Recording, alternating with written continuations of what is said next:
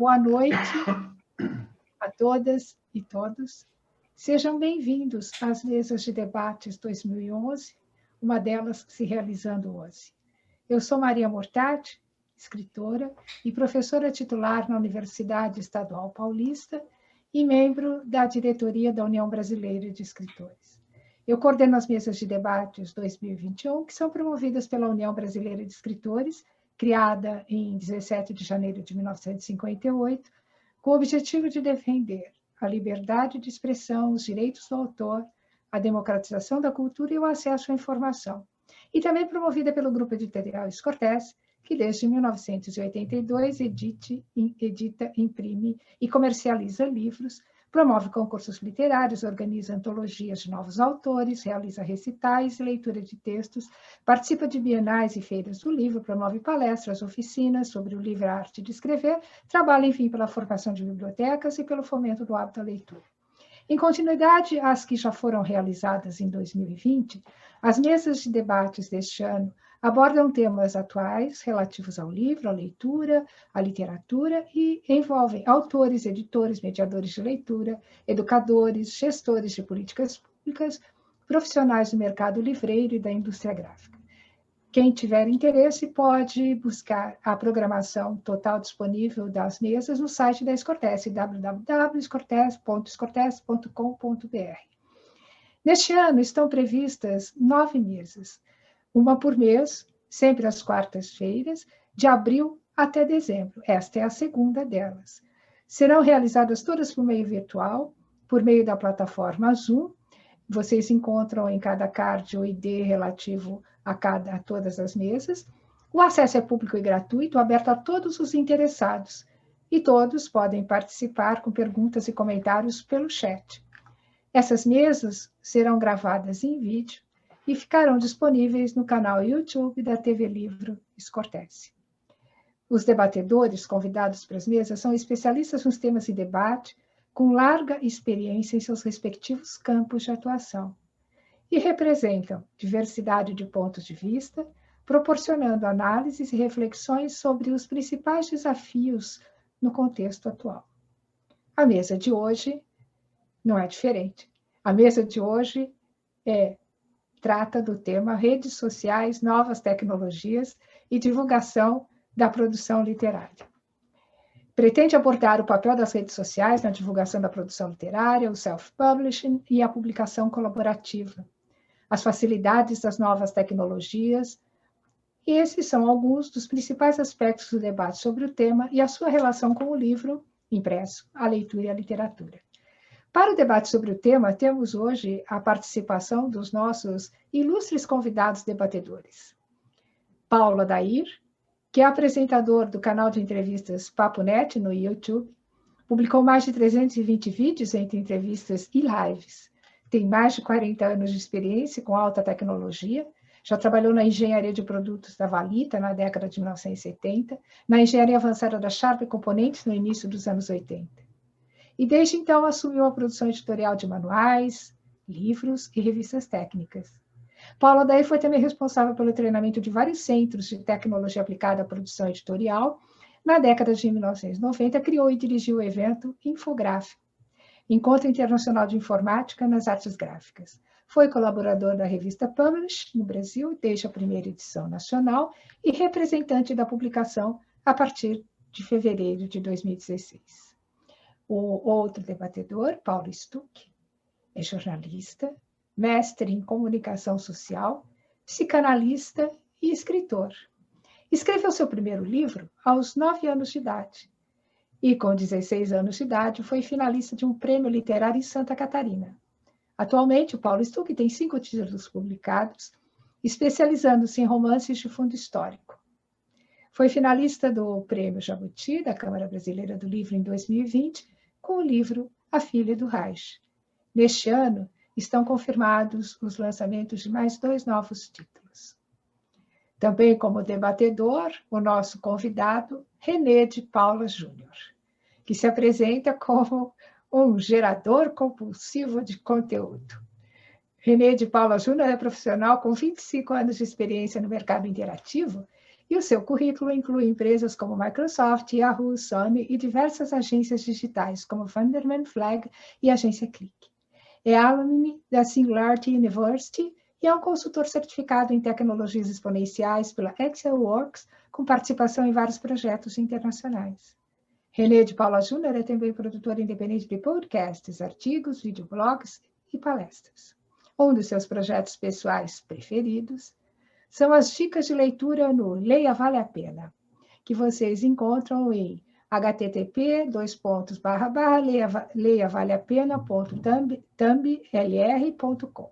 Depois ele passa para vocês direitinho, para vocês copiarem, se tiverem interesse. Durante as falas dos debatedores, todos vocês que estão na audiência podem apresentar os seus comentários, as perguntas, pelo chat.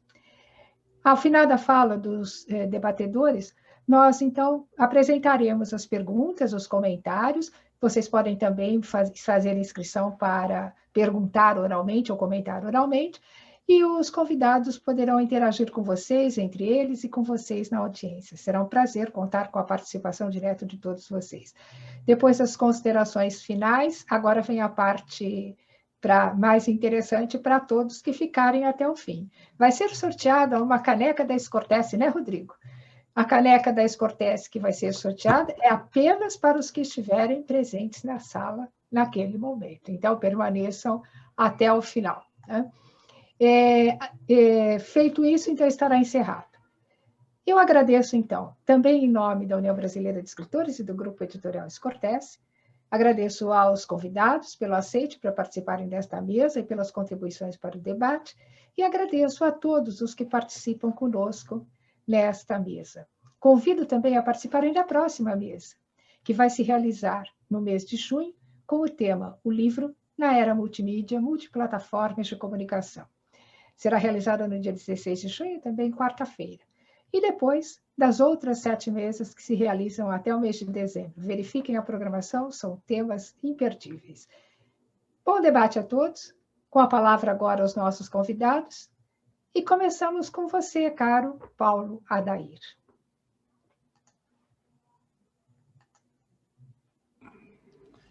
Obrigado, Maria. Obrigado, João. Obrigado pelo convite para participar aqui dessa mesa, com esses ilustres debatedores aqui, com esses ilustres painelistas. A gente vai discutir alguns assuntos muito pertinentes aí a essa mudança tecnológica que vem acontecendo, né? Porque livros existe há literalmente, para usar, né, desculpem o trocadilho, há séculos, né? A produção literária existe há séculos. Mas a gente tem, nas últimas décadas, pelo menos nas últimas 3, se eu não estiver equivocado, a gente teve a revolução, pelo menos 3 ou 4, a gente teve a revolução da era do que foi chamado inicialmente de era da informação, onde a informação deixou de ser apenas impressa. Aliás, se a gente considerar o rádio e a TV, a gente vai muito além dessas 4 décadas que eu mencionei. Mas, principalmente, vamos focar mais no advento da internet, que aqui no Brasil começou por volta lá de 94. E a comunicação, né, principalmente a comunicação literária, né, começou a ser possível também a gente fazer de uma forma mais pessoal, de uma forma não só apenas de autopublicação, de você poder divulgar, como também de você atingir muito mais pessoas, né? A internet permitiu isso, foi uma democratização da informação. E tem um ponto que me chama a atenção na internet, porque a internet, basicamente, principalmente a internet inicial, quando começou, e mesmo hoje nas redes sociais, nos aplicativos de mensagem, nos aplicativos, nas redes sociais onde você faz postagens e tudo mais, principalmente, apesar de estar mudando bastante esse perfil, mas é principalmente escrito. Você principalmente se comunica lendo e escrevendo, postando alguma coisa, sempre escrevendo ou lendo. Eu costumo dizer que a gente está evoluindo para essas comunicações mais para vídeos também, né? Para fazer as lives, para fazer os memes, as entradas, os pequenos vídeos de divulgação de informação, pequenos blocos de informação. E essa é uma mudança significativa, porque a gente hoje tem essa capacidade de comunicar por impresso, comunicar por áudio, comunicar por vídeo, tem esse multimeios de comunicação. E essas tecnologias, elas oferecem que a gente possa fazer essa comunicação para todo mundo, para o mundo inteiro até, né? E essa é uma mudança significativa, porque se a gente fala de literatura, de material literário, de material impresso, principalmente, a produção impressa, antes a gente dependia de intermediários para fazer essa publicação, de intermediários para divulgar o nosso material, né? Ou então fazia, né, como eu testemunhei, né, na minha juventude, alguns autores rebeldes que estavam fora do sistema, como Plínio Marcos, que ia na porta da Bienal vender os seus livros, né, pessoalmente, ia lá pessoalmente fazer a sua divulgação literária. A tecnologia hoje permite que se faça isso pessoalmente, né, pela internet, né, usando as ferramentas, ou seja, uma autodivulgação, não apenas a autopublicação, né, o self-publishing, como a Maria citou no começo, e que a gente vai falar sobre isso também, da pessoa poder publicar o seu próprio livro unitariamente, um único livro, se for o caso, um único exemplar, ou dezenas, né, mas também fazer a divulgação, né, a divulgação do seu próprio material. E nisso houve uma revolução muito grande, né? E a gente vai também falar sobre isso aqui durante essa live. A gente vai mencionar as vantagens, né? As vantagens e as desvantagens, né? Eu costumo comparar a pessoa que tenta fazer todo o processo, né? Desde escrever, né? Desde ter a inspiração de um livro, daquele conteúdo que ela quer publicar, aquele legado que ela quer passar para as pessoas, porque o escritor sempre mira o leitor, né? Não há objetivo de apenas escrever, vou escrever porque eu tenho alguma coisa aqui que está querendo sair da minha cabeça. Não, você tem a intenção de mudar alguém, de mudar alguma coisa, de passar essa informação, de colaborar de alguma forma, de mudar alguma coisa à sua volta, e precisa de um leitor para isso. E você tem essa questão de passar essa publicação.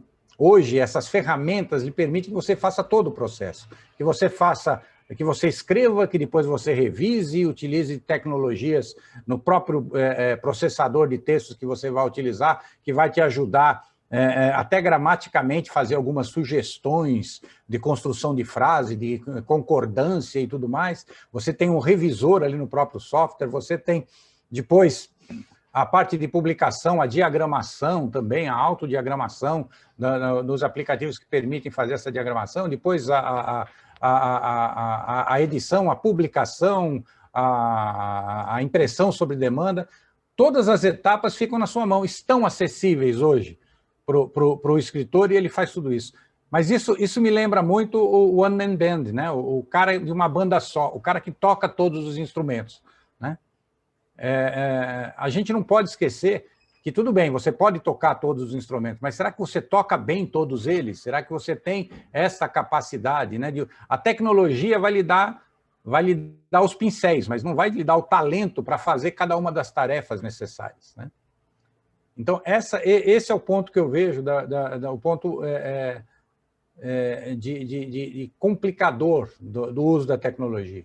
Então, em muitos casos, e é o que eu sempre recomendo quando eu vejo alguém falando, quero publicar uma obra, é buscar as ferramentas, fazer as ferramentas, utilizar as ferramentas até onde isso facilita a sua elaboração e produção literária, mas a partir de certos pontos precisar utilizar, precisa recorrer a pessoas realmente mais competentes para certas tarefas que você não domina totalmente.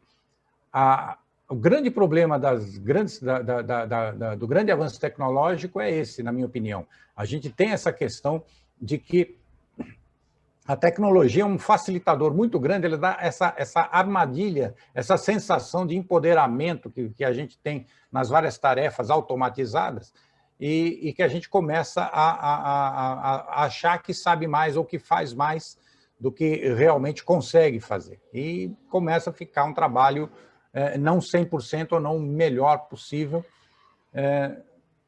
mas o importante é que nós temos hoje as ferramentas, que nós conseguimos alcançar, mesmo que o trabalho não fique lá no 100%, que atinjamos aí 90%, 80%, a gente consegue, com esse trabalho, ainda não perfeito, ainda não o ideal, atingir muito mais pessoas do que atingíamos antes. Necessariamente não com a qualidade de penetração, de proximidade, de vender aquela ideia que nós tínhamos, que teríamos, que gostaríamos de ter. Né? É muito comum a gente falar, eu tenho 5.000 conexões na rede social, mas quantas pessoas eu atinjo realmente nas redes sociais? E não estou nem falando de produção literária, estou falando só de uma postagem simples, de uma comunicação que eu estou fazendo, né? Num dia, de um questionamento, de uma provocação que eu faço diariamente numa rede social. Quantas pessoas eu vou atingir? 25? 20? Né? Quantas pessoas eu atingiria se eu fizesse essa mesma provocação numa sala de aula, no ambiente de trabalho? Talvez atingisse até mais do que 25 pessoas no meu ambiente de trabalho, fazendo a mesma provocação que a gente utiliza hoje das ferramentas. Então, a minha colocação nesse sentido é essa. A tecnologia, ela tem facilitadores, ela acelera muitos processos, ela facilita muitas tarefas, ela corta caminhos, ela tem atalhos, mas ela pode ter atalhos para pontos que não são os que nós realmente queríamos chegar. Nós temos sempre que fazer uma crítica muito grande de que se esse atalho, se essa ferramenta, se esse recurso que a gente está utilizando é o melhor e é a finalidade que a gente se propôs no início. Eu colaborei com a revista Publish nesses 30 anos, aí, nesses últimos 30 anos, e a gente tinha sempre essa questão de colocar a melhor qualidade possível no conteúdo que nós publicávamos. Né? E eu percebi nesses 30 anos, por experiência própria, que às vezes a pessoa que escrevia, que colaborava com a gente, o nosso especialista, né, ele não tinha o talento de escritor. Né? Então era necessário ter um revisor, era necessário ter um editor, fazer o que a gente chama de copy desk, né, fazer um aprimoramento do texto. Né? E não que a pessoa não soubesse escrever, sabia escrever muito bem, mas escrevia muito tecnicamente, escrevia de uma forma muito fechada naquele grupo social, tecnológico que ela vivia, acadêmico muitas vezes. Né? Então a gente tem essa questão. E aí entra um outro ponto, que as novas tecnologias trazem. E esse é um ponto extremamente positivo das novas tecnologias, a capacidade de colaboração. O trabalho em rede. Né? Então, hoje você pode colocar certos trechos, você pode fazer certos testes. Olha, eu estou pensando nessa ideia, escreva alguma coisa e coloca num grupo de uma rede social, num grupo de WhatsApp, num grupo da sua rede social preferida, naquele grupo mais restrito que você tem, e pede opiniões. As pessoas, olha, eu não gostei desse jeito, não gostei disso que você falou, não vi. E você começa a ter insights, você pode ter insights, pode ter colaborações, e pode ter, inclusive, oferta de pessoas que podem te ajudar. Olha, mas essa frase aqui não está fazendo muito sentido. E você começa a ter colaboração. E a colaboração, acho que é um grande ponto forte do estágio tecnológico que nós estamos hoje. Né? Assim como eu posso me comunicar com as pessoas, com muito mais pessoas hoje, da minha produção, eu também posso ter de volta um retorno, um feedback, né, para aprimorar o meu trabalho literário. Né? Eu não tenho dúvida que a literatura, o livro, principalmente o livro, a obra literária tradicional, né, é o que eu chamo de o maior exercício intelectual que a gente faz. Tá? Porque o texto ele não tem imagens, né? Ele não tem as imagens, eu tenho que criar as imagens, não tem uma interpretação de alguém daquela informação. Né? Uma coisa é você ler a Divina Comédia, o poema, outra coisa é você ver as artes, né? As artes que desenharam da Divina Comédia. Né? Quando você lê apenas o texto, você faz um exercício intelectual muito forte, né? Você imagina aquilo. Tanto que quase sempre, quando você vê o filme daquele livro que você lê, você fala, mas o filme não é não é o livro que eu me lembro, né? O livro era melhor do que o filme. Quase sempre a gente tem essa reação. Porque a gente tem essa personificação, essa impressão pessoal que a gente imprime na ideia do livro, no que o autor colocou, né? No que o autor tentou passar pelo livro. E eu costumo dizer que literatura hoje, fazendo um paralelo com exercícios, né? com a moda fitness que nós temos, ler um livro é o crossfit, né? Da literatura, porque é quando você realmente se exercita ao extremo a sua imaginação para assimilar aquela informação que vem. Então, essa questão desse ponto, de você ter essa obra literária, de como produzir isso, as ferramentas para produzir essa obra, uma obra complexa, um livro é sempre uma obra complexa, de grande volume de informação.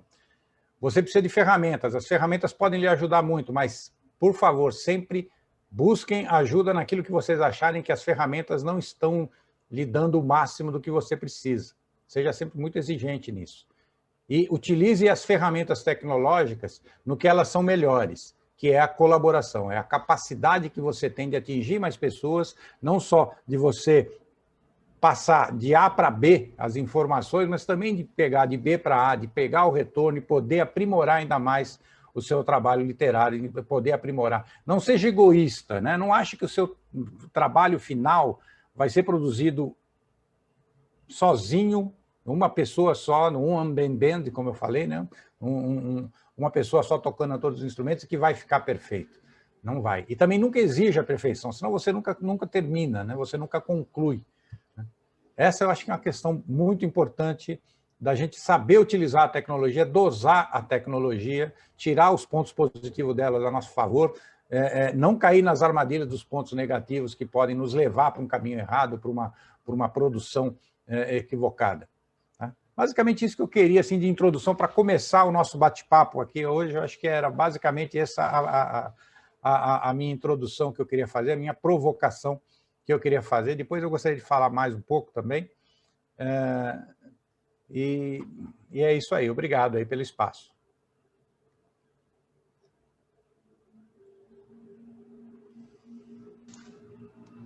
Passamos a palavra, então, agora ao Paulo Stuck. Muito obrigada, Paulo Adair. Foi um registro aqui muito importante, viu? Até eu aprendi bastante, viu? Paulo Stuck, então, com a palavra agora, por gentileza.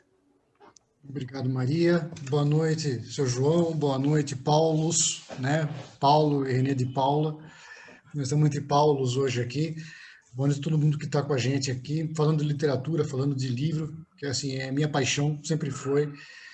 Eu estou muito feliz, assim, que, para quem não sabe, né? O meu primeiro editor foi o seu João Scortese. Então, os 2 primeiros livros, né? Foi o seu João Scortese. E entrar um pouquinho na área que o Paulo falou, e na evolução, né? Eu acho que não somente a forma de você produzir, publicar e divulgar a literatura mudou e evoluiu, como a própria postura do escritor e do artista, de uma forma geral, também mudou, né? Eu falo por mim. Eu publiquei o primeiro livro em 2008, se eu não me engano, pela Scortese, e na época, assim, o meu maior medo era aparecer, né? Então eu queria que as pessoas lessem aquilo que eu escrevi. Eu falei, as pessoas têm que ler meu livro, não precisam conhecer o Paulo, né? O Paulo não tem nada a oferecer, né? Era um outro mundo, era um mundo ainda que as mídias sociais não estavam aí, né, a todo vapor.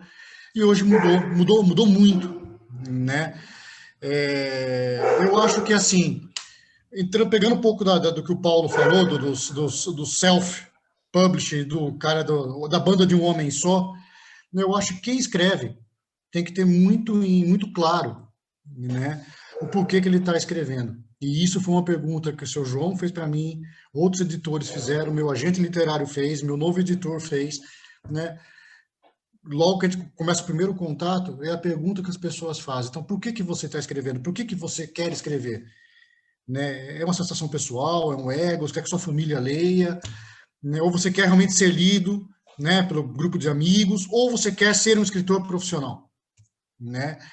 Então, e ser um escritor profissional, ainda que você não viva só de literatura, pouquíssimos conseguem isso no Brasil, exige uma produção literária constante, no mínimo um livro por ano, né, um aporte criativo muito grande, estar sempre presente na mídia, estar sempre lançando, falando sobre novidades, comentando livros, estar no circuito, né? Então, assim, não basta você aparecer com uma ideia genial a cada 10 anos e publicar, né? Você tem que ter uma constância, você tem que estar presente, você tem que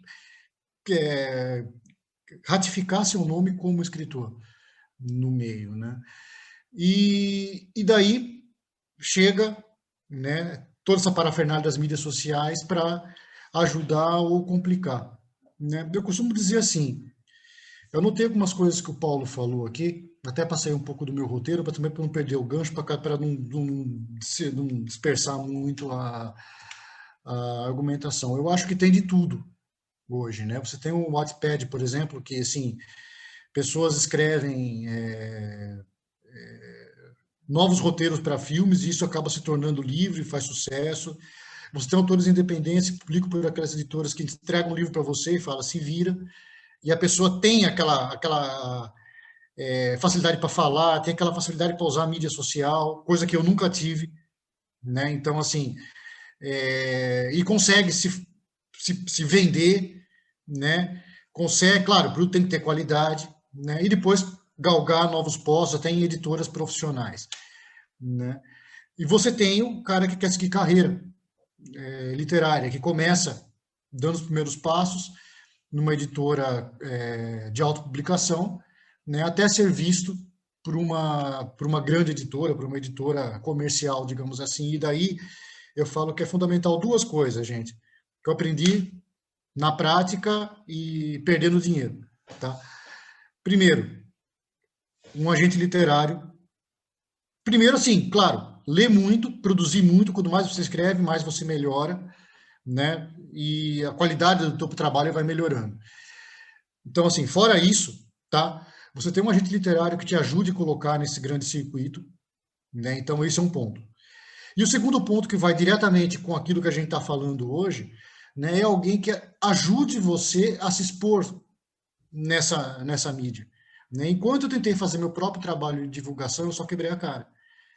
Né? Infelizmente, assim, apesar de ser jornalista, apesar de ser comunicador, apesar de saber conhecer, dar aula sobre isso, sobre o comportamento do consumidor digital, né, quando se tratava do meu produto, né, quando se tratava de literatura, eu não conseguia penetração, eu não conseguia divulgação, eu não conseguia acertar. Né? Então, assim, as minhas postagens, as minhas divulgações ficavam sempre entre aqueles mesmos amigos, aquelas mesmas pessoas comentando. Né? Qual foi a saída? Falei, ou eu profissionalizo ou eu desisto. Né? Então eu fui atrás de uma assessoria de imprensa e o grande filão, o que ela trabalhou de fato nessa comunicação foram as mídias sociais. Né? Então, Paulo, você não gosta de fazer vídeo, a partir de agora você tem que fazer. Paulo, você não gosta de ficar mostrando o seu dia a dia, o que você faz, como é que é a sua rotina, agora você vai ter que mostrar.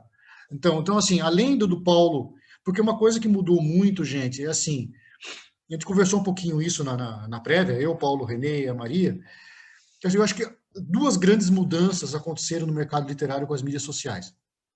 Né? Primeiro, a democratização. Não só da publicação, mas mais do que isso, da autoria. Né? Então, assim, não estou discutindo a qualidade do que se faz, estou falando que hoje quem quiser pode publicar gratuitamente e ser lido. Tá?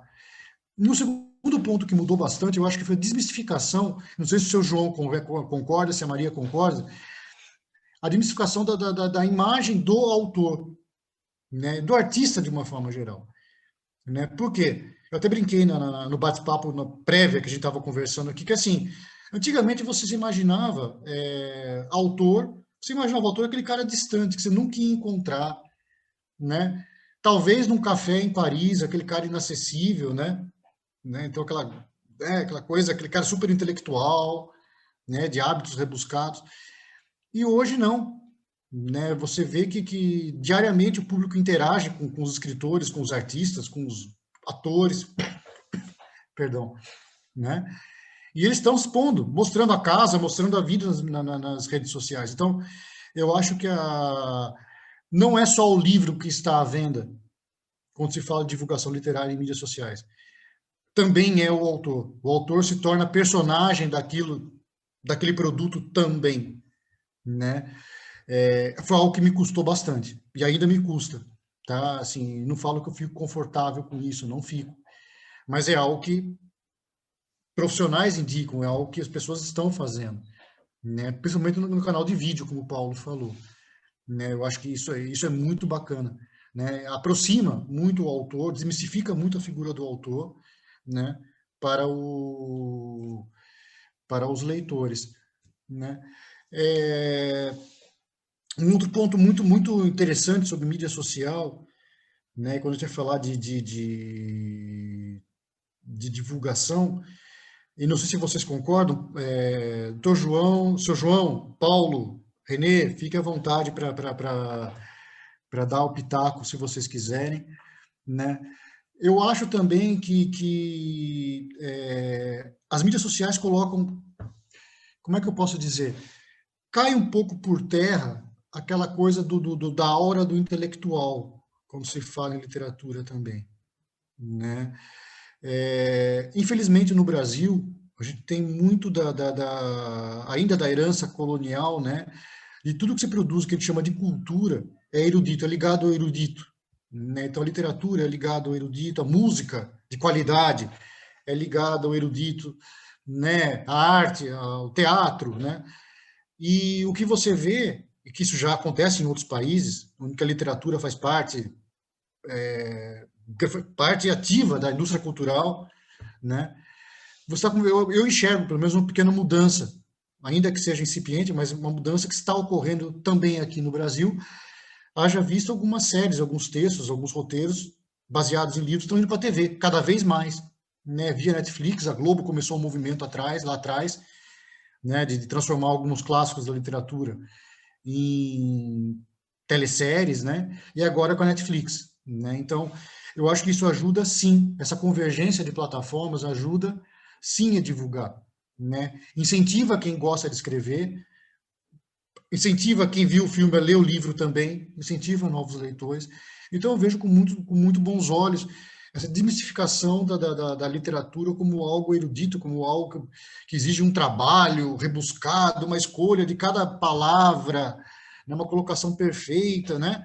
Eu acho que tem público para tudo. Tem o romance de entretenimento, né? E tem outros de consumo rápido, né? E há outros tipos de livro também.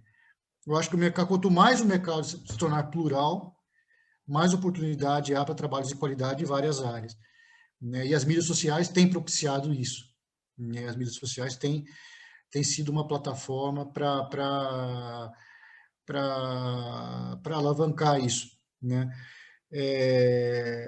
Eu nunca esqueço uma coisa que o senhor João falou para mim, né? É uma grande questão, né? Quando você vai produzir um livro, por exemplo, né?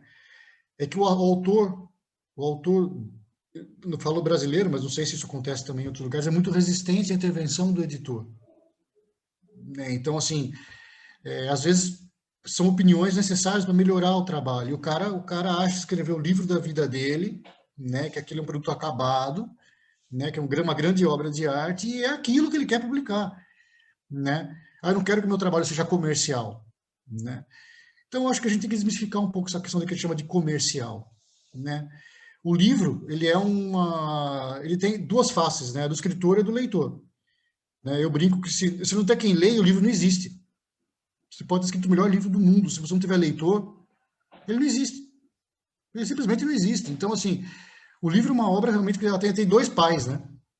Ele tem o autor, que concebeu a ideia, e tem o leitor que concretiza essa ideia, que tira essa ideia das páginas e traz para o mundo, né? Com a sua interpretação, com a sua visão. E as mídias sociais é mais uma plataforma para que esses leitores, não tão só os autores, se manifestem, como esses leitores também, né? Com alguns cuidados, tá? Com alguns cuidados. A gente vive, infelizmente, um momento, e eu não quero politizar nada, mas a gente vive, infelizmente, um momento em que dar opinião está se tornando cada vez mais complicado, né? Se antigamente o autor ele era sinônimo de intelectual, né? Era uma pessoa diferenciada, né? Inclusive, brinco muito com isso. Me pergunto, qual a sua opinião sobre isso? Eu falei, olha, não sei, eu não tenho conhecimento suficiente para opinar. Mas como não? Você não é escritor? Né? Como se você fosse, né, tivesse que ter um conhecimento. Claro, tem, né? Você estuda, você tem, mas você não sabe tudo de tudo, né? E as pessoas acham que você é, né?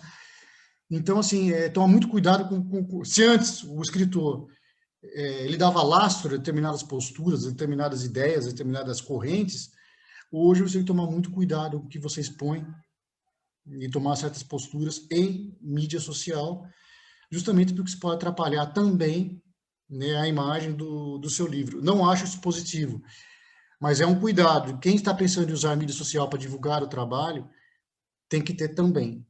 Tá? Algumas posturas, algumas discussões não vale a pena entrar, né? Não que não vale a pena no sentido de não agregar. Não vale a pena entrar, primeiro porque o contexto, às vezes, é muito fora sim, tem certas coisas que não merecem resposta, né? E segundo, porque você vai acabar tendo mais prejuízo do que agregando alguma coisa à sua carreira, né? Então, ao mesmo tempo que as mídias sociais as democratizam, né, também elas começam a criar certos limitantes, né?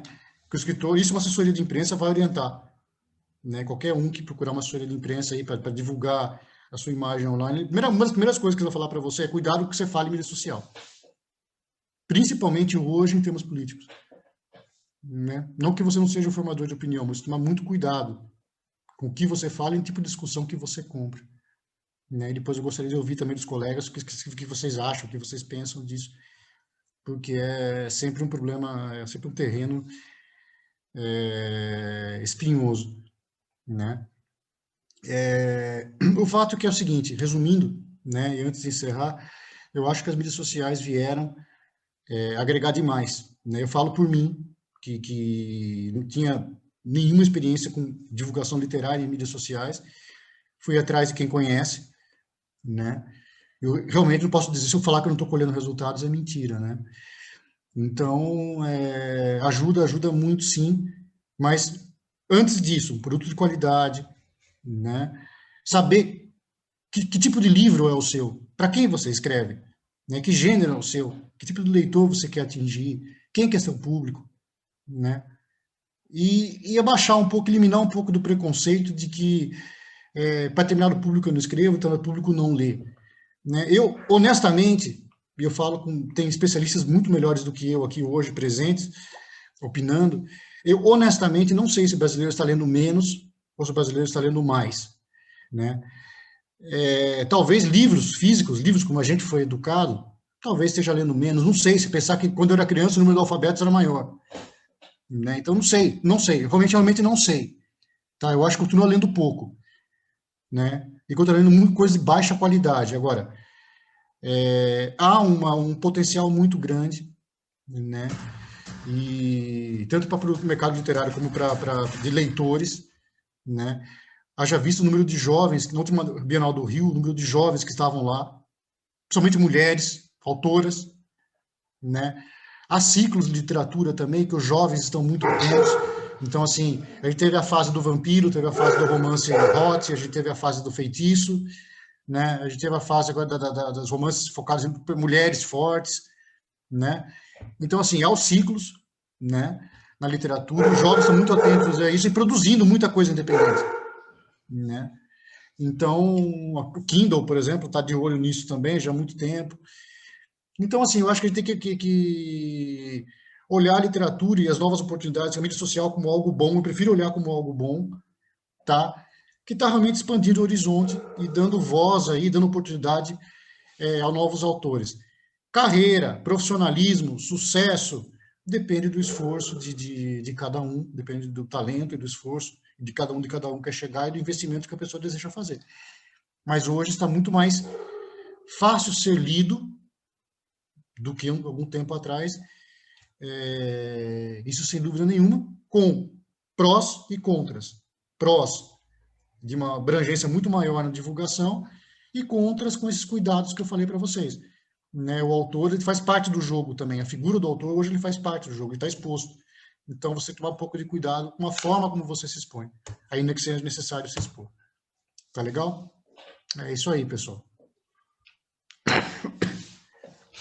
Bem, parabéns, Paulo. Os nossos 2 Paulos aqui já nos encantaram. Muito obrigada, Paulo Stuck. Passo agora a palavra ao 3º Paulo, Renê, né, para dar continuidade. Por gentileza, Renê. Está sem... Olá, sem áudio. Abriu o áudio. Eu não sou uma pessoa religiosa, mas com tantos Paulos aqui, isso me faz lembrar as palavras de Paulo, que dizia que ainda que eu falasse a língua dos homens, ainda que eu falasse a língua dos anjos, sem amor eu nada seria. Né? Pois bem, eu quero, embora o eixo central aqui, acho que o pontapé inicial aqui seja a questão da tecnologia com a literatura e com o hábito da leitura. Eu sempre gostei de livros, vocês estão vendo o livro impresso aqui, eu estou achando tesouros maravilhosos aqui enquanto eu estava ouvindo os Paulos. Eu queria desviar um pouco a questão da parte técnica, porque, de uma certa maneira, a tecnologia começou a ficar tão acessível e tão transparente e tão está na mão de todo mundo, que ela é praticamente o oxigênio que a gente respira e ficou tão acessível que acho que o problema agora é outro. O problema é justamente as pessoas, é falar, é tentar entender o que antes era uma incógnita, né? Que era o leitor, quem era o cara do outro lado, quem é o cara que me compra, quem é o povo, quem é o brasileiro. E eu trabalho há bastante tempo já nessa parte do digital. Eu comecei a trabalhar com web em 96, faz muito tempo, uma época muito primitiva da internet. Uma época, inclusive, em que a gente, olha que engraçado, né? A gente tinha alguns ideais, acho que quem começou a trabalhar com a internet nessa época tinha um ideal um pouco iluminista, né? Você ia levar a luz do conhecimento, né? Você ia empoderar as pessoas, você ia democratizar as ferramentas todas, como se todos fossem virar Shakespeare, né? Com a internet. Não é bem isso que aconteceu. Então, o que eu acho que apesar desse tempo todo que eu estou no digital, eu acho que tem uma coisa que é fundamental eu compartilhar com vocês. Mais do que nunca é necessária humildade. Humildade para reconhecer que a gente não tem ideia do que é possível, a gente não tem ideia o que acontece quando a gente empodera as pessoas, porque as surpresas não param de acontecer. Quando eu entrei nessa história de web lá atrás, eu lembro aqueles gurus, né? Sempre tem os gurus que acham que tudo vai morrer, a televisão vai morrer, o rádio vai morrer, o livro vai morrer. E aí, de repente, você pega uma geração, que é a geração mais nova das telas, lendo Harry Potter, que são os livros dessa grossura. E aí, de repente, na época que a tecnologia é o auge, o Brasil emplaca o Paulo Coelho, que fala de magia. Né? Ou você, sem mais nem menos, tem um sucesso como Yuval Harari, que é um escritor de história. Por que um livro de história vira um best-seller? E de uma hora para outra você vê uma figura absolutamente admirável, como o Leandro Carnal, virando um popstar. Quem poderia imaginar que um professor, um escritor, um autor, com toda aquela cara de santo que ele tem, quase de um jesuíta, fosse virar dancinha no TikTok, né? Então, hoje, eu acho que, pelo menos para mim, eu tenho que compartilhar uma perplexidade constante, porque eu tenho visto surgirem coisas que realmente eu jamais poderia ter imaginado. Já que a gente está falando aqui de literatura, eu lembro de um case de um velho amigo do Ian Black. Esse caso acho que é de 2008, faz tempo isso, talvez alguns de vocês lembrem. Eu acho que era o centenário do Machado de Assis, da morte, sei lá do que, do Machado de Assis, e a Globo ia lançar uma minissérie chamada Capitu. Aí, bom, era a época do Orkut, das redes sociais. Bom, a gente consegue, de alguma maneira, alavancar uma minissérie de televisão sobre um livro usando a internet. E o que o Ian propôs ali foi um projeto que eu tenho muita admiração, tiro o meu chapéu, que é um projeto chamado Mil Casmurros. O que ele fez? Ele pegou o Dom Casmurro, dividiu em 1000 pedaços, pegou lá o texto, dividiu em 1000 pedaços, e o negócio é o seguinte, você entrava no site do Mil Casmurros, escolhia um trecho, e você, com a sua webcam, que nem essa que eu estou usando aqui, você lia aquele capítulo e ficava ali. Bom, é claro que como isso tinha um apoio da Globo, tinha o Tarcísio Meira lendo, tinha a Fernanda Montenegro lendo, né? Tinha os globais lendo. Mas isso foi um sucesso estrondoso, foi um case internacional. De uma hora para outra, imagina, uma emissora de TV popular, indústria cultural, que não é aquela coisa de elite que o Stuck acabou de falar, né? A gente tem essa coisa de salto alto na produção intelectual brasileira, a televisão chamando a atenção para um autor que alguns influencers hoje da internet acham que é chato, né? O que o rapaz falou recentemente, que o Machado de Assis é chato.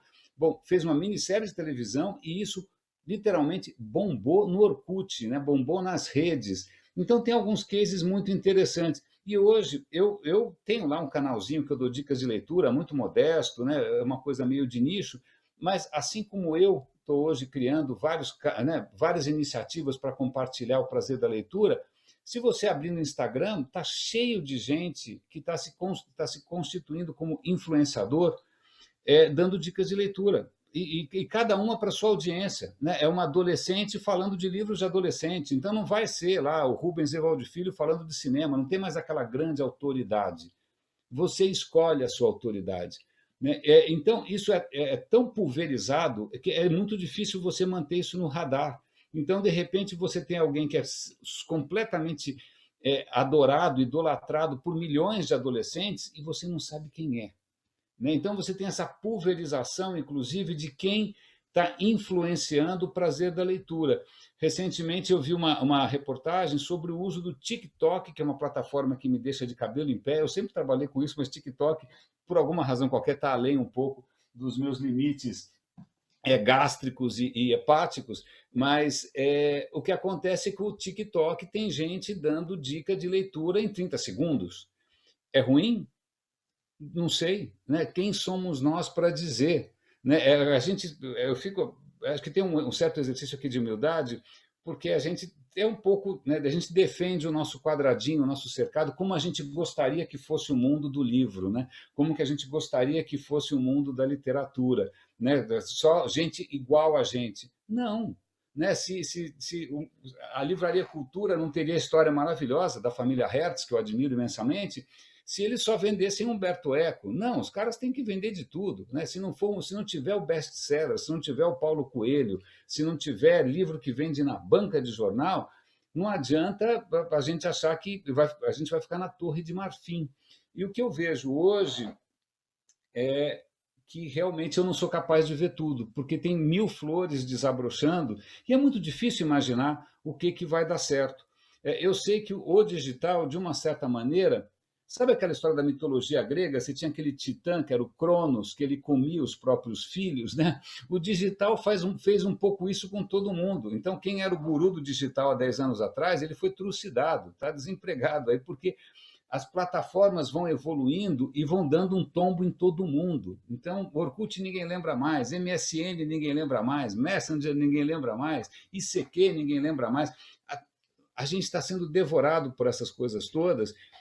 Mas o que fica hoje, para mim, é a surpresa de descobrir como esse mundo lá fora, esse mundo dos leitores, dos jovens autores, como ele é rico, como ele é diverso, como ele, né, a hora que você democratiza, democratizar, acho que até é uma palavra bacana, mas não sei se é a palavra mais correta, mas na hora que, de qualquer maneira, você empodera todo mundo, o que pode acontecer? Eu acho que essa pergunta está em aberto, porque, na verdade, nem tudo é viável. O Stuck falou super bem.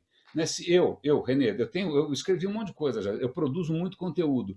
Eu nunca consegui emplacar as minhas próprias coisas. Talvez eu devesse realmente chamar um profissional para me ajudar, porque o digital, sendo muito sincero, ele é uma plataforma em que você consegue publicar agora para que 7 bilhões de pessoas não leiam.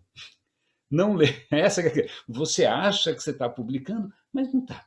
Porque você tem que furar uma espuma, você tem que conquistar a atenção. E o que mais me espanta é que quem acaba conquistando a atenção nunca é quem você imagina. né? De novo, eu vou insistir, de novo, o Karnal, que eu admiro, o cara escreve estupidamente bem, está sempre ali no Estadão, né? O cara com uma eloquência, uma voz. Quem poderia dizer que um intelectual clássico, né, que toca piano, que deve falar grego, sei lá, como o Karnal, fosse virar um popstar? Eu não sei. Né? Quem poderia dizer que, de repente, um Felipe Neto, que começou brincando, de uma hora para outra ele vira uma pessoa séria, com engajamento político, com uma atuação bacana? Né? Então, a minha colocação aqui, sendo muito franco, é que nós estamos numa era de muita experimentação, que é desafiadora, porque, ao mesmo tempo, a gente está no reino do grátis, e no reino do grátis é muito difícil você convencer alguém a pagar por alguma coisa, mas algumas pessoas conseguem, né? Harry Potter conseguiu, não é? Você está no reino do PDF, você está no reino do, sei lá, de tantas coisas que são, em princípio, hábitos não tão bons assim. O Stuck mencionou a questão da polarização, dessa dificuldade das discussões, mas, apesar de tudo isso, eu acho que há experimentos que valem a pena ser feitos, ainda mais porque o risco hoje em dia de você fazer um experimento é muito baixo. Não deu certo, para. Eu tenho até um caso que eu quero mostrar. Eu tenho um podcast que eu acompanho com muito carinho, é um podcast que é ligado a um blog, que é um podcast chamado 99% Invisível, é um podcast sobre design, arquitetura e tal. O que acontece? O cara transformou o trabalho dele num livro. Cara, um belíssimo livro, inclusive com coisas, ilustrado à mão, com ilustrações, bacana. Então você começa a perceber um movimento meio oposto, o digital começando a virar impresso.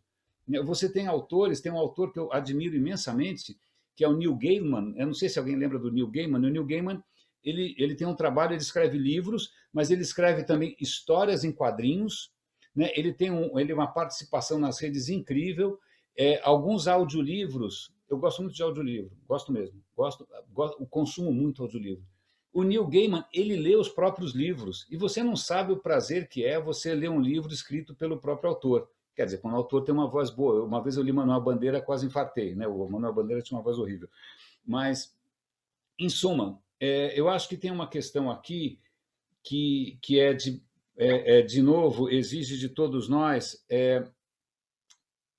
um certo desprendimento para a gente sair um pouco fora da zona de conforto, para a gente ter bastante humildade de perceber o que as pessoas estão escolhendo por conta própria. Eu acho que é a primeira vez, né, que as pessoas conseguem, sim, não o que tem para eu comprar, né? Vai lá na banca, né? Quem, sei lá, não teve o prazer de estar perto de uma livraria, quem estava numa cidade menor, que tinha uma livraria pequenininha, né, que tinha que se contentar com o que era oferecido.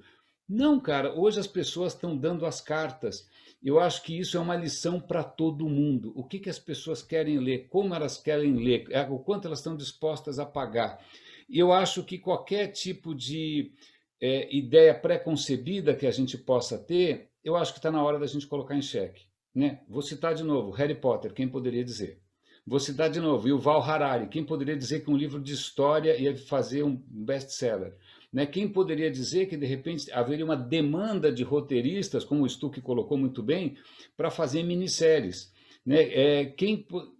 Não sei. Então, a gente está numa época que é muito fecunda, que ela é muito desafiadora, sobretudo por conta da história do grátis, sobretudo também por causa das manipulações, né, que as plataformas fazem, mas eu acho que eu nunca aprendi tanto sobre as pessoas, sobre gente, quanto agora.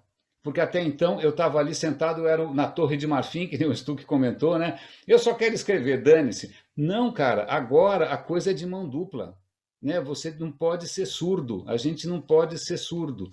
Eu acho que, para encerrar, eu devo estar mais ou menos já no meu tempo, Maria, você me corrija, eu acabei, é engraçado, porque eu tenho na minha cabeceira, eu não sou religioso, eu não gosto de nada esotérico, nada, mas a internet ela foi criada num laboratório na Suíça chamado CERN, que é onde tem hoje um acelerador de partículas gigantes. E se você visitar o CERN hoje, na frente do CERN, tem isso daqui, ó. É o Shiva Nataraja. Por que eu gosto do Shiva Nataraja?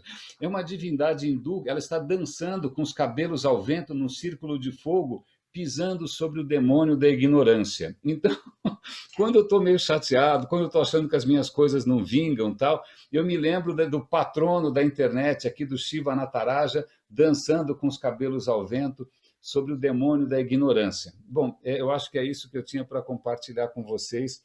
Espero que tenha valido a pena. Agora vamos conversar que é o que vale. Zoom é para isso, né?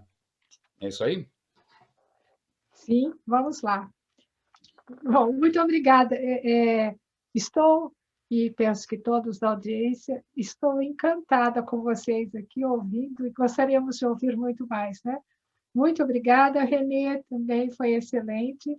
Completaram-se os 13, nos encantaram. Obrigada, Paula Adair. Nós vamos agora, então, ouvir um pouco o que a audiência está nos apresentando. Só elogios, né? Só elogios e comentários a vocês. Uma mesa memorável.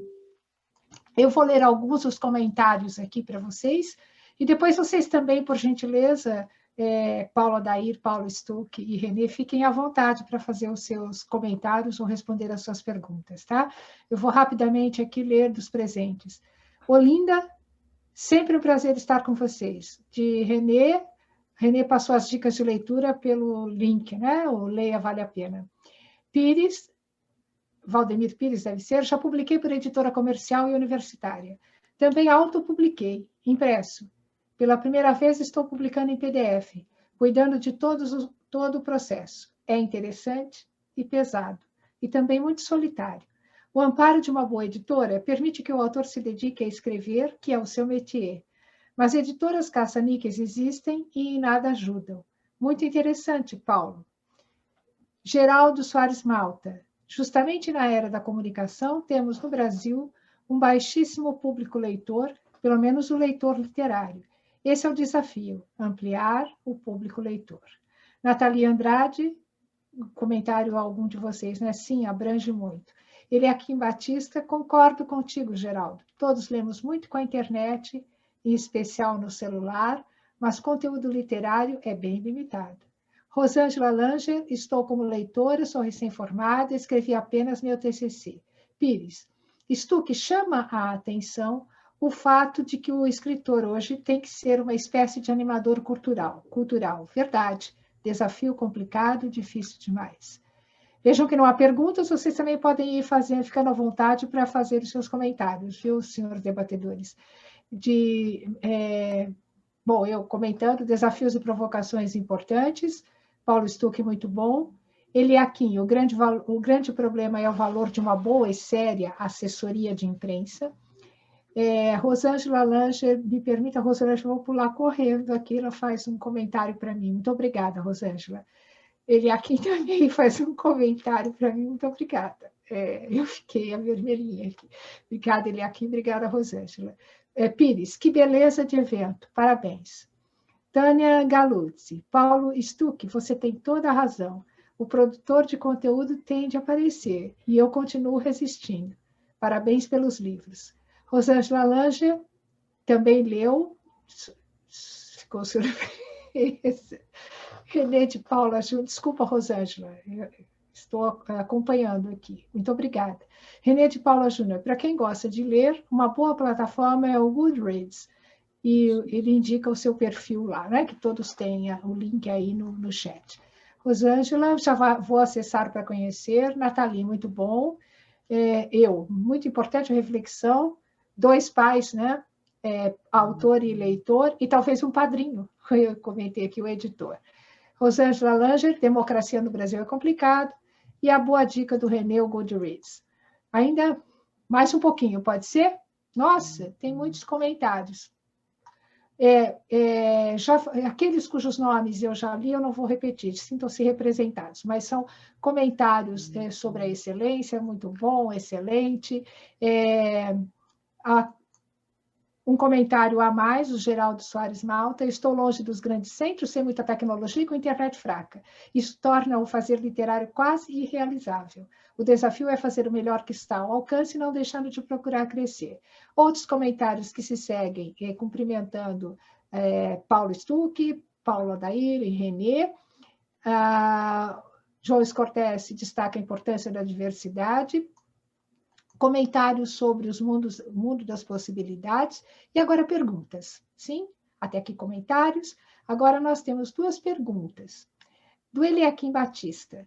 Como o autor independente ou desconhecido pode se divulgar nas mídias digitais sem pagar uma assessoria de imprensa ou um jabá na grande mídia? Pergunta do Eliakim para todos. De Valdemir Pires para todos. Humberto Eco, citando Humberto Eco. Internet trouxe idiotas para a luz. Como reagem? E Habermas. O fim dos leitores é o fim do intelectual. Como reagem? O intelectual perde espaço, ganha o digital influencer. Isso está acontecendo? 2 perguntas por escrito e a Adriana Santiago quer fazer uma pergunta pelo áudio. Então, nós vamos proceder da seguinte maneira. As perguntas do Eliakim e do Pires, se vocês podem se revezar ou escolher quem responde, e depois a Adriana. Pode ser assim? Vamos Claro, lá? claro. Nós temos mais, então, aí algum tempo e eu vou dando a dica para vocês do tempo. Muito obrigada. Paulo responde como fazer sucesso de graça, tá, Paulo? Porque eu não tenho nem ideia de como começar. Olha, nada vem de graça, né? Se você pensar que você, para escrever um livro, você tem que, no mínimo, dedicar tempo, para você dedicar tempo, você deixar de fazer outras coisas. Eu falo que o escritor é o bicho mais estranho que você tem para conviver, né? Porque, assim, quando está no processo criativo, ele se isola, o mundo acaba, e aí você não interessa a esposa, não interessa, tipo, né? Eu acho que a gente tem um exemplo, inclusive a Maria comentou, Eliakim, a Aline Bey, que ano passado venceu o Prêmio São Paulo Literatura, O Peso do Pássaro Morto. Ela começou como uma editora independente, ela divulgando os próprios livros, ou ela está publicando pela Companhia das Letras, né? Então, assim, eu nunca tinha ouvido falar dela antes, né? Hoje eu tenho ela no meu Instagram, às vezes converso com ela, muito mais para aplaudi-la do que para outra coisa, porque eu sou fã dela, né? Quem sou eu? Então, assim, eu acho que é possível, né? É possível, sim. Agora, tem gente que sabe usar a internet e tem gente que não sabe. Eu não sei, né? Então eu precisei de um suporte. Uma assessoria de imprensa não é assim, algo do outro mundo também. Isso depende muito do projeto, depende muito do que você quer para a sua carreira. Mas eu acho assim, profissionalize de técnicas profissionais. Chega uma hora que você vai ter que escolher, né? E vai ter que investir, né? Alguns acertam na veia, somente com a mídia digital, e outros precisam de outros canais, como foi meu caso, né? Eu acho que é basicamente isso. Eu posso falar da história do Habermas e do Humberto Eco e dos idiotas? Posso. A Claro, história é a Deve, seguinte. é claro que pode. Oba, pelo seguinte.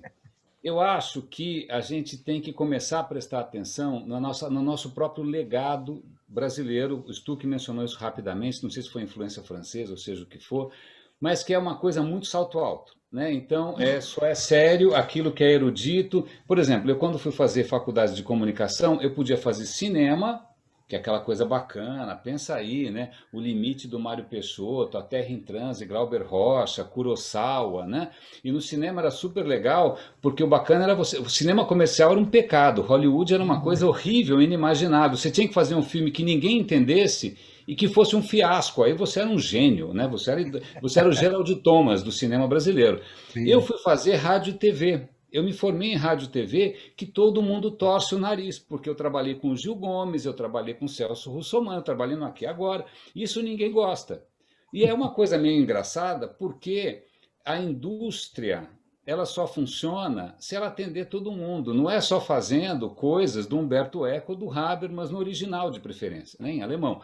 É muito bacana, muito legal, mas acontece que quando você vai para um país como a Argentina, por exemplo, que tem uma livraria a cada esquina, em que você tem uma produção pujante, isso só acontece porque você tem de tudo, cara. Você tem desde o Quino fazendo uma falda até o Cortázar, né? Então, acho que tem um exercício que eu acho que até, de novo, eu volto nessa questão de humildade. Por que a gente torce o nariz para o Paulo Coelho? Por quê? por quê? O Jorge Amado também fez sucesso, mas tudo bem. Ah, não, Jorge Amado, ah, não, Capitães de Areia. Mas eu acho que tem uma questão interessante aqui, que se a gente quiser que a indústria sobreviva, a gente tem que pensar que uma indústria tem um modo de funcionamento, tem que ter uma demanda, ela tem que ter custos, ela tem que ter preço. Né? Se a gente ficar só publicando, sei lá, que nem o José Sarney, publicando Marimbondos de Fogo e virando imortal da academia, parabéns. Né? Eu, por perfil, eu sempre fui... Eu acho que o que muda o mundo não é a Ferrari, é o Fusquinha. Porque se fosse só a Ferrari, ninguém fazia estrada, porque não compensa, porque tem 10 Ferraris. Agora, o Fusquinha, todo mundo... Entendeu? Eu acho que a grande questão para mim, qualquer tipo de produção, porque essa pergunta está em aberto, porque as contas não fecham, a questão é como é que a conta fecha. Né? Se eu quiser viver do meu conteúdo, como é que eu pago as minhas contas? Né? Por exemplo, eu estou falando desse cara aqui do 99% Invisível, ele tem um canal na internet de podcasts que ele vive das doações dos ouvintes. Eu não consigo. Né? Se eu esperar a doação dos meus ouvintes, eu ganho R$50 por mês.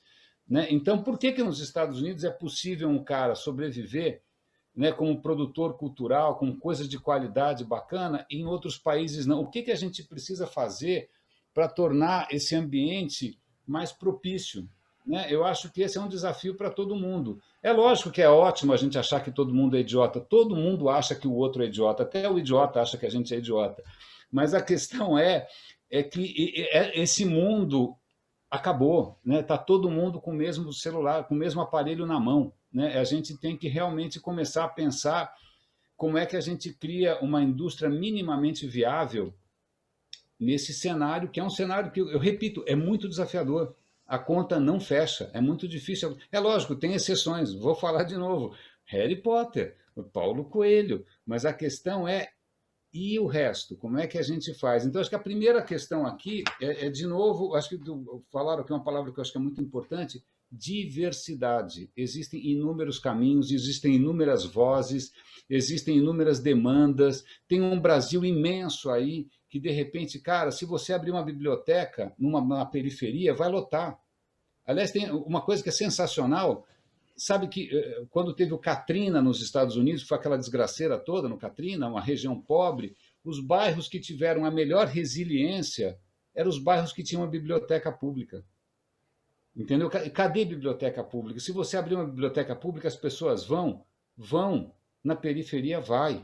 Né? Então, você pega o trabalho do André Sturm na Secretaria de Cultura de São Paulo.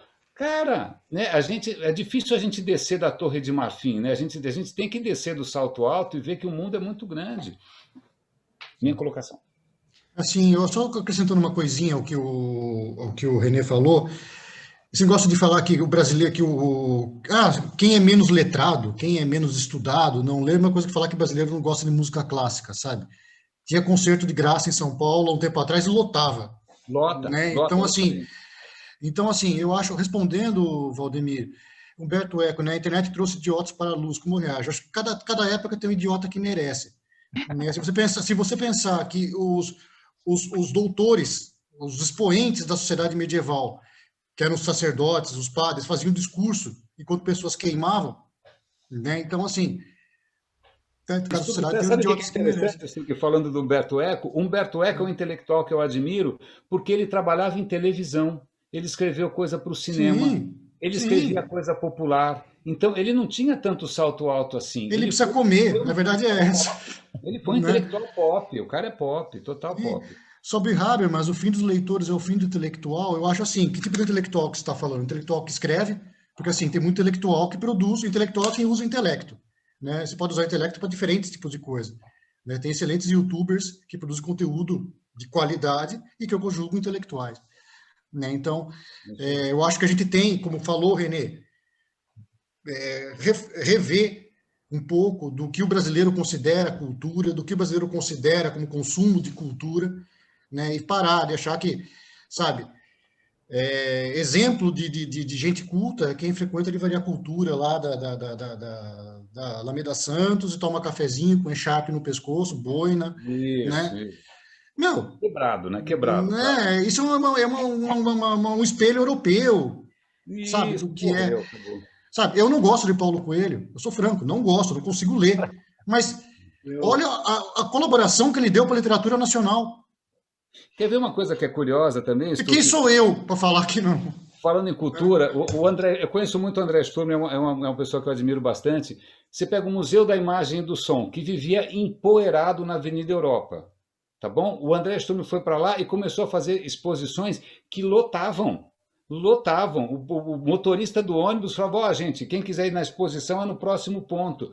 Por quê? Porque ele percebeu que existe demanda popular, sim, por Sim, eu duvido cultura. que essa gente dos Jardins e do Morumbi que ia Não, lá. cara, o pessoal vinha da Duvido. perifa, vinha de tudo quanto é Entendo. canto.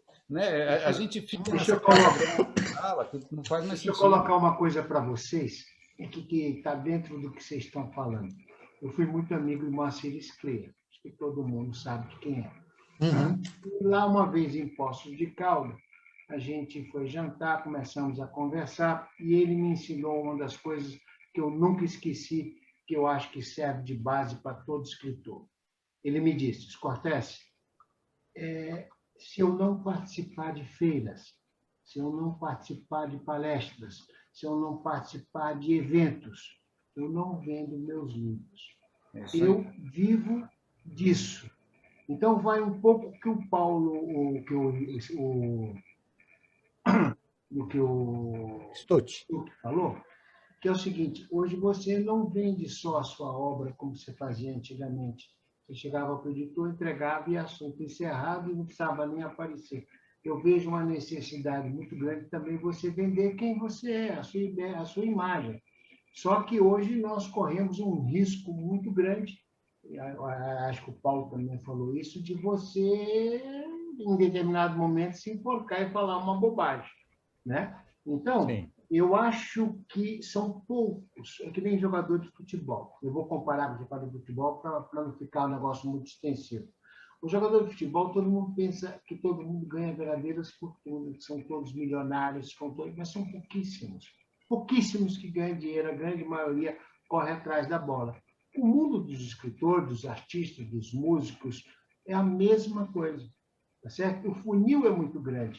Essa mídia que o Paulo Adair falou, essa diversidade, essa quantidade de informações, de possibilidades, elas enganam um pouco, porque você vai precisar, nunca você vai poder abandonar o que a gente chama talento, oportunidade, sorte, conhecimento, né?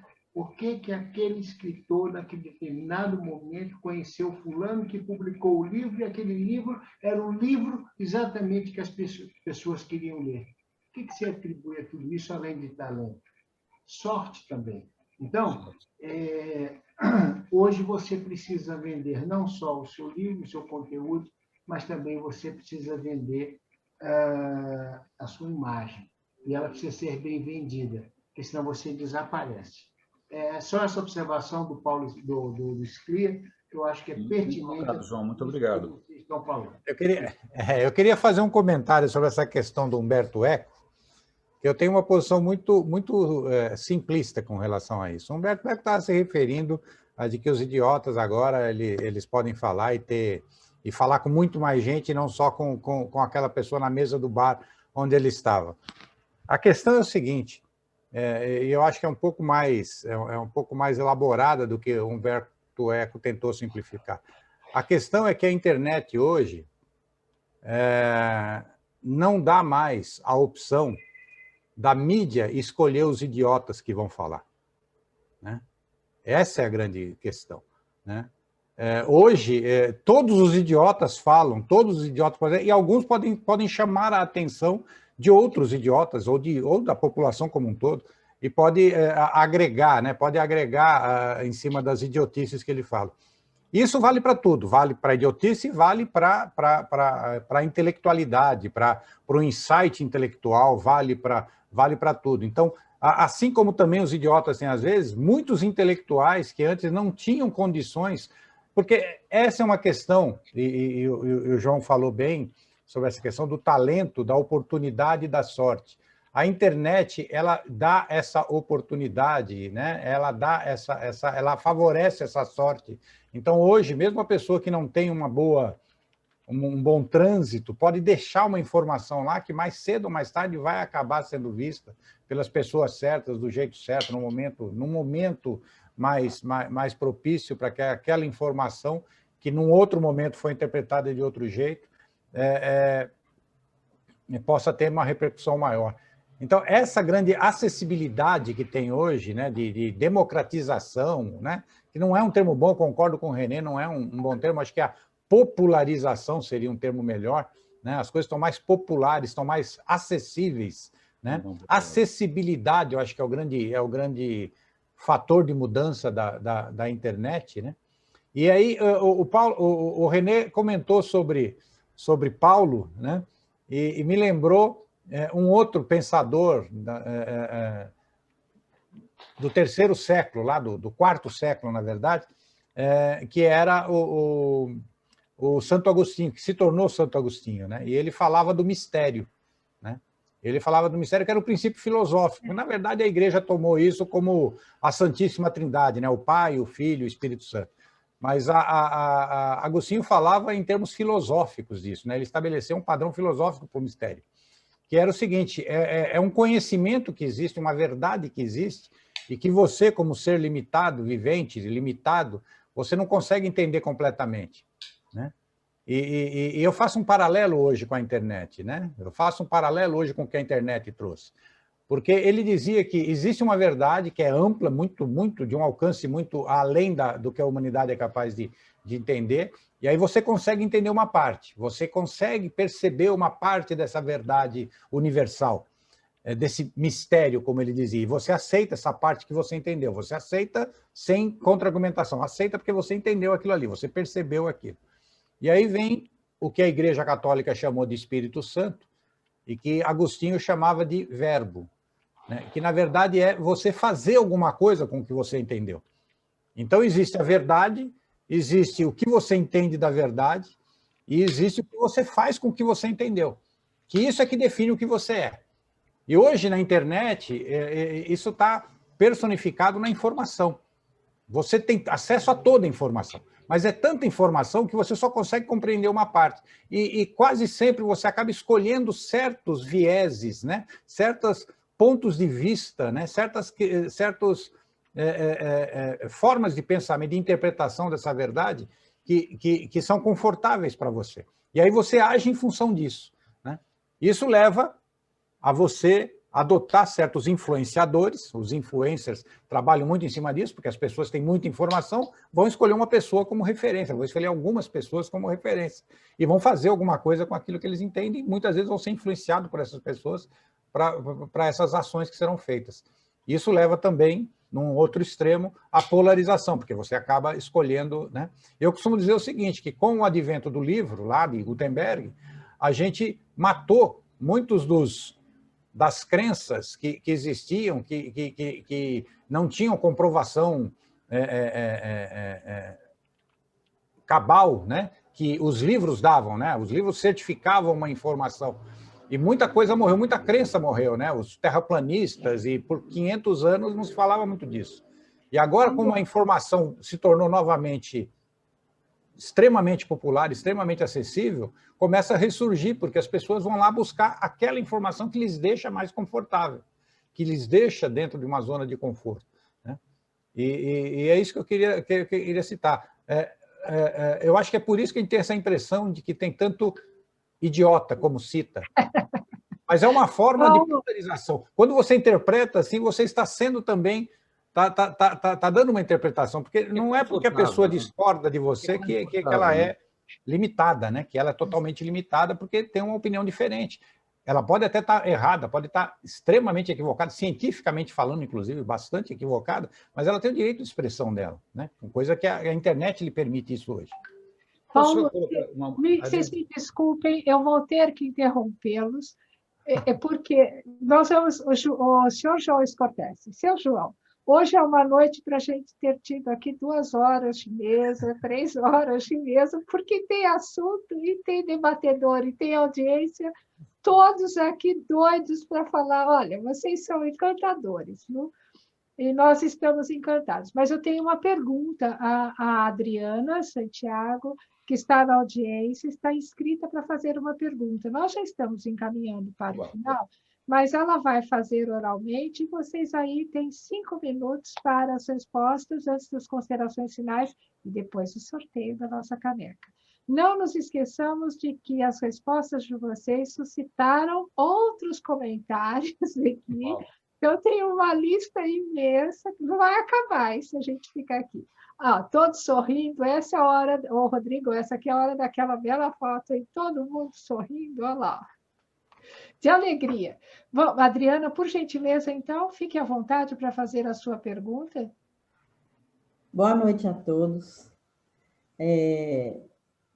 Qualquer um de vocês terá plena condição, lógico, de responder isso, então pode ser qualquer um para me responder.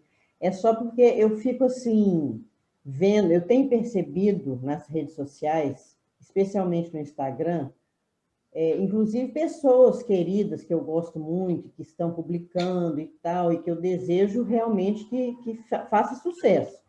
Só que eu sinto que às vezes me cansa o tanto de exposição que as pessoas, sabe, assim, coisa, é muito, a frequência é muito grande sabe, de divulgação do trabalho e tudo, e eu me sinto um pouco cansada de ver aquilo toda hora. E eu já sou diferente, eu não gosto de ficar me expondo tanto e tudo. E eu fico me perguntando, falei assim, gente, será que por isso eu vou conseguir vender menos, menos livros, ou ser menos conhecida, ou divulgar menos o meu trabalho? Será que tem um limite disso? E talvez, se eu procurasse uma orientação, igual vocês disseram, por uma assessoria de imprensa, para poder me orientar nesse sentido, né? Porque, sinceramente, eu não gosto de ter essa super exposição. Até o Paulo Stuck falou um pouco sobre isso também. Eu gostaria que vocês falassem um pouquinho disso, se tem um limite para isso. Muito bem. Difícil. Eu acho que o Stutt pode começar a responder, Stutt. Vai lá, Stutt. Adriana, obrigado pela pergunta. Eu acho assim, como tudo na comunicação, é conteúdo e público-alvo, né? Então, assim, depende para quem é seu livro, depende qual que é teu público, né? Dependendo, como você falou, quando você profissionaliza a comunicação, a tua assessoria vai poder pegar mais ou menos o perfil do teu público e traçar um planejamento de comunicação de acordo com o que o seu público, né? Por exemplo, uma vez eu fiz uma ação através da assessoria com um grupo de blogueiras, né, literárias. Então, assim, elas receberam a versão digital de um livro da Filha do Reich, e leram e postaram e fizeram os comentários e tal. Foi surpreendente o número de blogueiras, todas jovens, a grande maioria mulher, que nunca tinham lido um livro nacional. Uau, olha só. Né? Nunca tinham lido um romance histórico. Olha só. Nazismo, nossa, o tema nazismo, nossa, me parecia aquela... Né? Então, assim, como tudo tem muito a ver com o público, dependendo do tipo de público, né, para quem você escreve, talvez a superexposição realmente não caia bem, né? Se for um público mais jovem, talvez eles gostem de conhecer quem é você e interagir contigo, né? Então, tudo vai realmente de você... Às vezes você mira uma coisa e acerta a outra, né? Você escreve para um público e acaba pegando uma audiência muito maior. Mas, quando o escritor escreve, você sabe mais ou menos para quem você está escrevendo, até o teu estilo é influenciado por isso, né? Então, eu acho que muito é de adequar com quem você quer falar, né? Usar as ferramentas necessárias, inclusive online, para atingir essa audiência, né? Eu acho que é mais ou menos isso. Varia muito de quem você quer, de repente, as pessoas que você fala, poxa, estou se expondo demais, de repente, talvez, eu também sinto isso às vezes, tá? Uma certa apelação, parece que é um negócio, né? Não só de escritor, artistas de uma forma geral. Mas se ele está fazendo, muito possivelmente o resultado ele está tendo. Então, talvez eu não seja o público dele. Paulo, posso complementar? Excelente colocação. Eu vou Paulo, se só me permitam, então, eu vou pedir a vocês, por gentileza, infelizmente, agilizar. Temos 5 minutos para fechar. Bem? Um minuto. Fique à vontade. O que acontece é que, infelizmente, vale a pena lembrar que as plataformas, pela dinâmica própria delas, elas acabam, de alguma maneira, escravizando quem é o produtor de conteúdo. Se você parar de produzir, se você não se expor, você começa a ser esquecido. Então, existe muito caso de exaustão. O cara é um influenciador e, para ele manter aquela audiência dele, ele é sugado até morrer. Então, isso é um efeito colateral que acaba nisso. A brincadeira é que tudo que mexe com a audiência acaba na banheira do Gugu, né? É um fenômeno inevitável, que nem entropia. Mas as plataformas acabam forçando o cara a baixar cada vez mais o nível, a se expor cada vez mais, a fazer dancinha no TikTok. Se você não fizer, você dançou, né? Então, isso é cruel, isso não é uma coisa fácil de lidar. Muito bom, muito bem. Esse gostinho de quero mais, né, que a gente tinha lá, vai continuar aqui, né, gente? Não vai acabar essa mesa, hein? Seu João Scotese já pode reservar espaço para continuidade. Muito obrigada. Até aqui. Nós já vamos pedir a vocês, então, que, por gentileza, já vão encaminhando as suas considerações finais, que em seguida faremos o sorteio. Mas muito obrigada aí pelas falas de vocês, e aqueles que eventualmente não puderam ser atendidos aqui nos seus comentários, ficam os nossos agradecimentos e os nossos pedidos de desculpa. Fica para a próxima. Muito obrigada pelos comentários e perguntas. Vamos, então, agora às considerações finais por parte dos nossos debatedores. Perfeito. Na ordem do início, então começo eu. Bom, pessoal, eu quero agradecer, foi uma oportunidade sensacional aqui, esses dois referências que eu tenho nesse mundo, né, de conteúdo e de escrita, né? A coisa que mais me chama a atenção é o Paulo Stucci, que eu conheço como excelente e fantástico assessor de imprensa, confessar que buscou uma assessoria de imprensa para divulgar o seu trabalho literário. Essa foi boa. É sensacional isso, quer dizer, é aquela questão do one man band, né? Quer dizer, não dá para, se você é bom na gaita e ruim no pandeiro, não vai ficar bom o conjunto de você tocando os dois. Não adianta você ser, né, um virtuoso de um instrumento se o outro instrumento que você tenta tocar não fica bom. Quero agradecer essa oportunidade ao João, quero agradecer a Maria, ao UBE, ao Grupo Scotese, agradecer a parceria aí do Renê, do Paulo, aqui nessa mesa. Muito obrigado e só tenho a agradecer. Obrigado mesmo. Obrigada. Os próximos, por gentileza. Sem querer se repetir. O Paulo? Não, Paulo primeiro. Renê, sem querer ser repetitivo e sendo rápido, gostaria de continuar os agradecimentos do Paulo, né, a todos, ao seu João, a Maria, ao Paulo, ao Renê, e a todos que estiveram presentes. Assim, foi muito legal. Por mim, ficava mais 3 horas falando aqui. Muito obrigado por tornar essa noite de quarta-feira especial. É isso. Muito obrigada. Opa, minha vez. Gente, excepcional a oportunidade, agradeço muito. Eu tenho uma coisa só a dizer. Nesse mundo de tecnologia, tem uma mercadoria escassa, que é gente de verdade, que são corações e de verdade, que são histórias únicas. Né? Me aflige ver uma molecada que de repente não vive, passa com a cara nas telas e de repente não vai se expor, não vai amar, não vai se, né, atrapalhar, se perder. Então, hoje, mais do que nunca, todas as plataformas, o Netflix precisa de alguém que tem história para contar, a HBO precisa de alguém que tem história para contar, o cinema nacional precisa de alguém que tem história para contar, e isso é mercadoria escassa, né? Alguém com talento, alguém com uma voz própria. Isso robô não faz, isso Photoshop não faz. Então, se vocês sentem de verdade que vocês têm dentro de vocês uma voz única, saibam que eu acho que tem espaço para isso. É só o que eu tenho a colocar. E muito obrigado. Senhor João Scotese. Sem som. Sem som.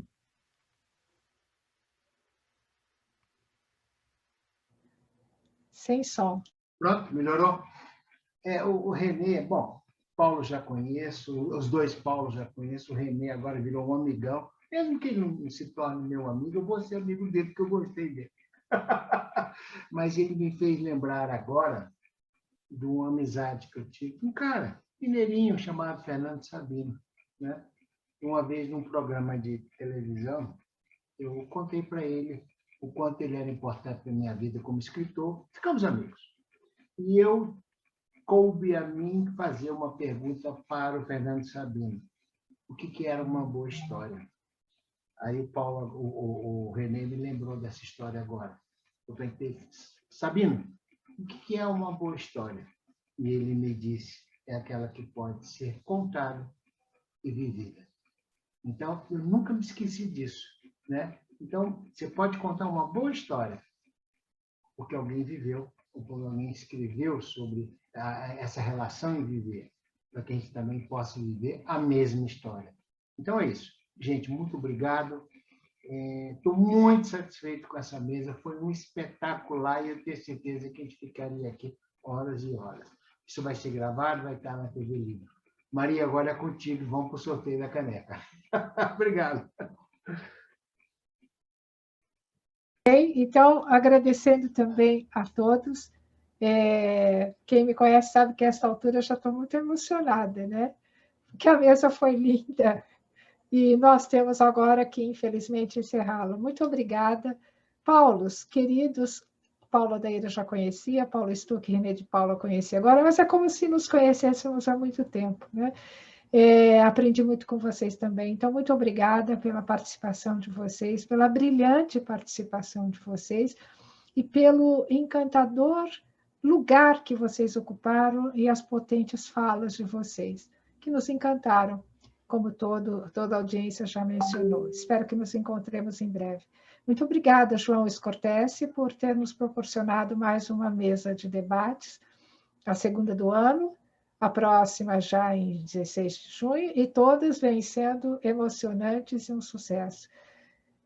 Agradeço também à União Brasileira de Escritores, que apoia o nosso evento, e a todos os participantes. Agora, agradeço aqui também ao Rodrigo, nosso anfitrião, que vai fazer o sorteio da caneca.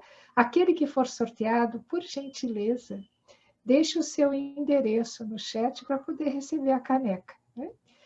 Pois não, Rodrigo? Vamos lá começar então. Eu vou remover o seu destaque aqui.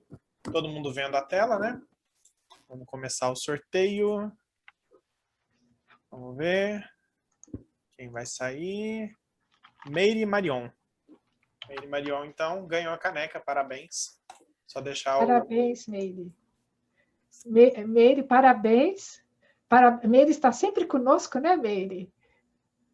Uma merecida premiação simbólica da sua presença aqui o tempo todo. É um prazer tê-la conosco. Espero que o café, o chá, a água, o refrigerante tomados nessa caneca façam lembrar sempre desses bons momentos em que estamos juntas aqui. Muito obrigada pela participação. A Meire é autora da Scortese, não precisa do endereço. Agora, nós vamos trocar a imagem da caneca, viu, Maria? Porque a caneca nova é de 2021. Entendeu? Essa que o Rodrigo está colocando em 2020. Entendi. E o Paulo Stuck, o Paulo Adair e o René, não precisam se preocupar, porque eles vão ganhar a caneca deles, viu? Pode ficar em paz. Eu também, né, João? Porque eu não tenho de 2020. De novo, você já deve ter umas 30. Muito obrigada. Obrigado. Uma boa noite a todos. Rodrigo, aquela cena da tela? Uma boa noite. Já coloquei. Se todo mundo puder ativar a câmera aí para a gente fazer uma foto final de todo mundo. Vamos fazer uma foto final e os aplausos finais. O Rodrigo vai nos providenciar aqui a cena, por gentileza. Sorrir aqui. Todo mundo sorrindo. Depois... Legal. Feito. Parabéns a todos. Está encerrada a nossa mesa de hoje. Todos convidados para a próxima. Boa noite, pessoal. Muito obrigado. Boa noite a todos. Boa noite e bom descanso. Vamos encerrar.